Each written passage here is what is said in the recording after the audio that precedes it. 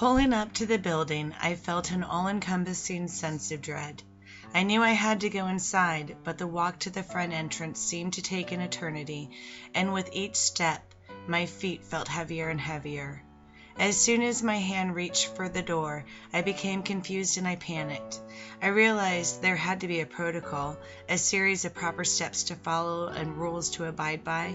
Tentatively, I opened the door and the guard immediately asked if I had my paper. I didn't know about a paper. If I didn't have my paper, would I not be allowed inside? I needed to get inside more than I needed to do anything else. A kindly woman who had been standing outside noticed my utter dismay.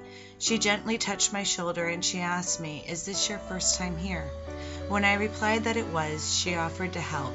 She showed my missing paper was only a form I needed to fill out, and she asked me if I had identification with me, as without that, there was no entrance allowed. Quickly, I filled out my paperwork and submitted it to the guard in the front lobby. He told me to wait outside and he would call me if and when he was ready. So I waited, pacing back and forth, and although it seemed like hours, just 5 minutes later the guard called my name and I was permitted back inside.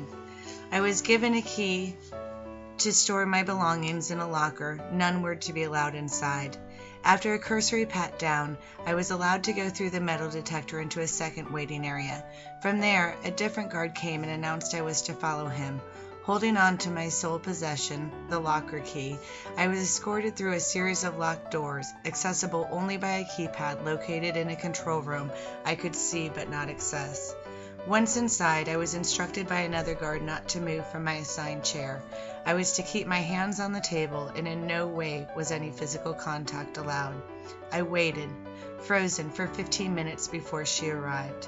In that time, I watched several other parents enter. Some were like me and seemed noticeably nervous, while others had an air of confidence I could not understand. By the time she arrived, the room was crowded, and although she had always been tiny, her presence filled the room. I cannot remember what words we first said, some banalities that mean nothing but we cling to when we don't know what else to say. We didn't have the full hour. Because of her heavy medication, it took the guard 10 minutes to wake her up, which explained both the delay and her ruffled appearance. We talked and we laughed like we had so many times before. I asked her how they treated her, and she said she was okay, but had lost so much weight because the food was horrible. We joked that prisons were not known for their fine cuisine, and we reminisced about the many meals we had shared together. 5 minutes before the time was finished, I could tell she was done. Her eyes were unfocused and her pauses had grown longer.